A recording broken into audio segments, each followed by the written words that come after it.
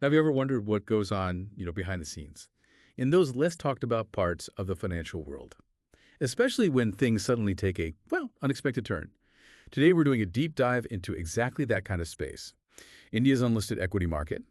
We've been looking at a whole stack of insights, actually, and they reveal a pretty significant shift. We're seeing shares of major players, think National Stock Exchange, NSE or NSDL, National Securities Depository, LTD, and even Tata Capital, they're experiencing some sharp declines from recent peaks, in some cases as much as 21%. So our mission today is to unpack what's really driving the selling pressure. What does it signal for the broader market? And crucially, what does it mean for you as someone watching these developments? Yeah, it's really fascinating, isn't it? How these seemingly separate events can kind of converge and create this powerful current. It's reshaping investor sentiment and ultimately those valuation expectations. So we'll explore the specific triggers, the things that led to this correction, and hopefully help you connect the dots between, individual company news and this bigger picture of market recalibration. Okay, so let's get right into it. This sharp correction gripping India's unlisted equity market. We're seeing these big names, these IPO-bound firms like NSE, NSDL, Tata Capital. They're sliding quite a bit. What was the very first major event, the one that really started this cascade? Well, I think the first major signal, undeniably, was the initial public offering of HDB Financial Services. Its pricing came in at Rs 740 per share. Now, that was nearly 40% below its value in the gray market. That's the sort of unofficial trading before an IPO, which was around Rs 12,025 just weeks before. Wow, 40%. Yeah, exactly. This wasn't just a small adjustment, it was a really substantial discount. And it basically offered no meaningful upside for anyone who'd already bought in the unlisted market at those higher, perhaps inflated prices. That's a huge difference. Ah. But while the discount clearly surprised a lot of people, what was the thinking behind that specific IPO valuation? Was it genuinely underpriced, or was something else going on? That's a great question. Because it wasn't necessarily underpriced in the traditional sense. Analysts like Gaurav Garg from Lemon Markets pointed out that the IPO valuation, which implied a price-to-book ratio of about 3.7 times, well, that was actually more in line with its listed peers, Okay.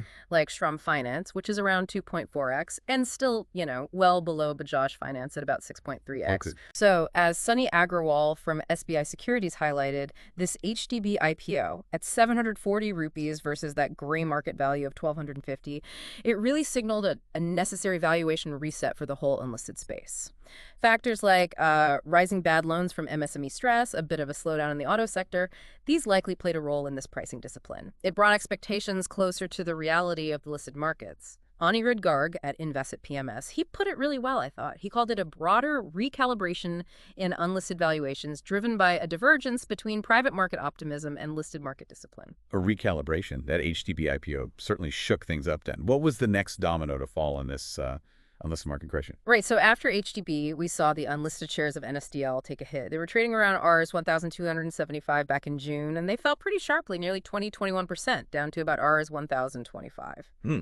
Now, this is partly driven by the market regulator, SEBI, extending NSDL's IPO listing deadline. It was meant to be April 2024, but it got pushed to July 2025. Ah. And that extension, coming right on the heels of the HDB situation, it just further dampened investor enthusiasm quite significantly. So with that drop, what were analysts saying about NSDL's actual business, its fundamentals?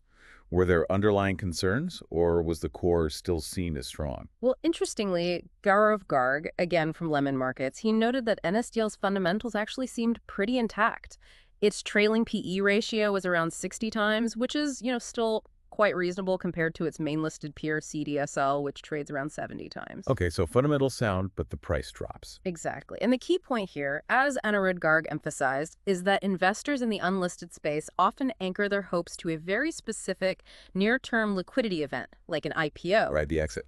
Precisely. Once that timeline gets pushed out, especially by over a year, that enthusiasm just deflates. It's natural. So the correction in NSDL really reflects investors repricing what's called duration risk, the risk tied to how long you have to hold, and basically resetting their expectations for when they might see an exit. Plus, you had that extra pressure from the HDB listing fallout and also developments affecting NSE. Speaking of NSE, India's biggest exchange, dominant in equity derivatives. It also saw its unlisted shares fall, right? About 10% from its recent high of Rs 2,400. And that was linked to regulatory action against a global trading firm, Jane Street. Can you tell us a bit more about that connection? Absolutely. So the market regulator accused Jane Street of misleading retail investors through index manipulation. Now, Jane Street has denied this charge, it's important to note. But this whole episode stirred up fears that the regulator might tighten trading rules, and that could potentially lead to lower volumes in derivatives trading. Which is a big deal for NSE. It's a huge deal because derivatives generate something like two-thirds of NSE's very substantial revenue. And you saw this reflected elsewhere, too. This sell-off in NSE's unlisted stock actually mirrored a 12% drop in the listed shares of BSE Ltd, the other major exchange. And you saw dips in other capital market firms, too. It showed a clear ripple effect. And all this was happening just as NSE was gearing up for its own long-awaited IPO. I remember reading its peak valuation, around $69 billion, had even surpassed global giants like Deutsche Börse and NASDAQ. So how did this specific regulatory action, this Jane Street situation, fit into the broader feeling in the unlisted market? Well, this regulatory action hitting such a key player like NSE, it just further unsettled the unlisted space. It amplified the pressure that was already building, from the HDB IPO pricing and the NSDL deadline extension. It became yet another data point suggesting that maybe the easy money, the quick gains, might be getting harder to find. Okay, so HDB, NSDL, NSE, as if those weren't enough, then came Tata Capital.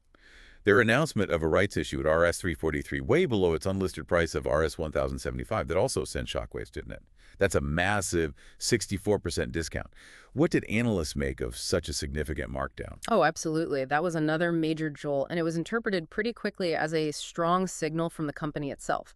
Sunny Agrawal described it as a moderation in exuberance, basically a move towards fairer value zones after an overvalued phase. Right. And when you look at the kind of valuations implied by the unlisted market price for Tata Capital, price to earnings ratio over 100 times, price to book around 18 times. Wow. Yeah, compare that to a peer like Bajaj Finance PE around 34x, PB about 5.9x. You see a really significant disconnect there. So with that kind of stark discount in the rights issue, do we think this was a deliberate strategy by Tata Capital, maybe to manage expectations ahead of an eventual IPO? It very much seems that way. As Gaurav Garg noted, it looked like a deliberate effort to cool overheated valuations ahead of IPO plans. And Anirudh Garg's take was even more direct. He basically said a PE multiple of 100x in those unlisted trades was already signaling froth. Froth, right. Implying that even the parent company, Tata Sons, wasn't willing to validate such lofty valuations for its own subsidiary. It suggests a kind of strategic repricing from within. So putting it all together, HDB, NSDL, NSE, Tata Capital, it really sounds like these aren't just isolated incidents. They feel more like symptoms of a much bigger trend unfolding in the unlisted market. Yeah. What makes this feel more like a structural shift, as you mentioned earlier, rather than just a temporary market dip? Yeah, you've really hit the nail on the head there. This feels fundamentally structural, not just, a cyclical blip. What makes it structural, I think, is that it marks a clear transition away from speculative pricing towards valuation based more on fundamentals. In the past, you had lots of liquidity, money was cheap, and there was this promise of quick exits through IPOs that fueled a lot of the exuberance, maybe even froth. Now, as the market matures and maybe these IPOs become less certain or they get priced more realistically like HDB, investors are being forced to look much more closely at the actual underlying business performance, sustainable growth, profitability. So valuation compression, as Anirudh Garg put it, isn't just probable anymore. It's actually becoming necessary to sort of realign those private market expectations with public market realities. So the sentiment is truly shifting then, from what felt a bit like FOMO-driven buying, fear of missing out, to something much more like cautious revaluation. Absolutely. That's a great way to put it. The euphoria in unlisted markets in terms of valuations seems to be waning, as one analyst said. So for you listening, what this really means is that it's crucial now to be really watchful of valuations and growth potential before jumping into stocks in these unlisted markets.